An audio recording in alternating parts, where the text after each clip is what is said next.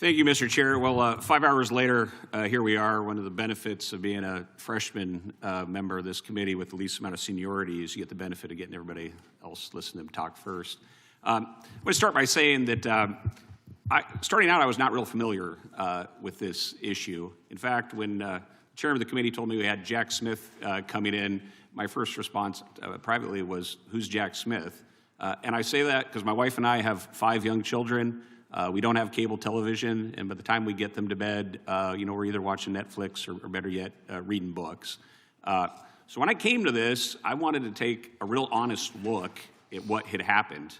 And I should also say that, a little about what I think happened on January 6th. I think, like most Americans, think Donald Trump was cruising to re-election in 2019 with the booming economy, and then COVID happened, George Floyd happened, a lot of things got changed. But I do think in those circumstances that Joe Biden won that election. I also think, like most Americans, that January 6th was a terrible attack. I think it was a terrible riot. I don't believe it was an insurrection determined to overthrow the government, but I think it was an important day for America.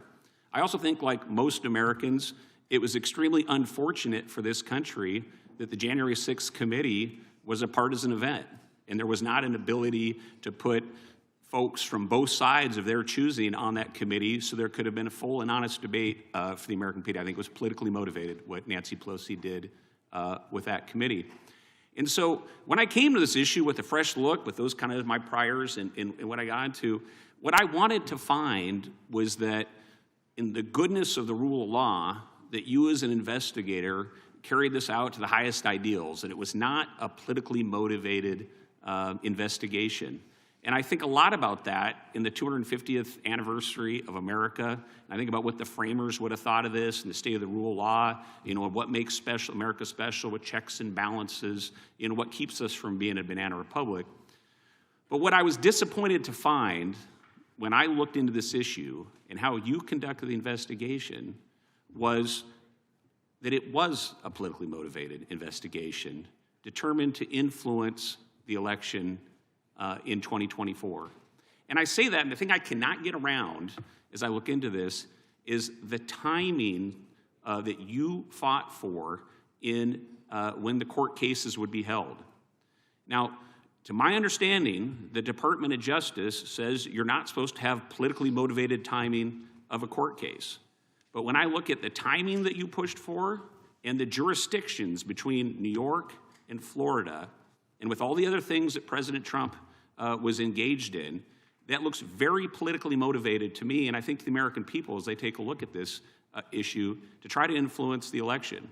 So that's where I come down after today's hearing, my own independent investigation, and your commentary. I sincerely hope that conclusion is incorrect, but that's the conclusion I come to, and I think when most people, if they look through this not through a partisan lens, I think they'll come to, they will not be able to get around the fact of how you timed these elections. I think that's really to the detriment of the American Republic and for where we sit today as a country.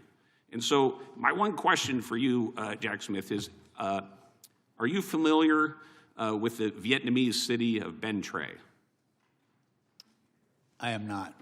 Well, Bến Tre was the site of an intense firefight in early 1968. And after that intense firefight that destroyed the town, a reporter from the Associated Press interviewed a U.S. major, and he said it became necessary to destroy the village in order to save it. Now, historians do not know what was the name of that U.S. major, but I think when they look back at your engagement with our democracy in this republic, they will remember your name. And when it comes to the rule of law that is the foundation of this country, they will remember someone who helped destroy the rule of law. And with that, Mr. President, Mr. Chairman, I yield back.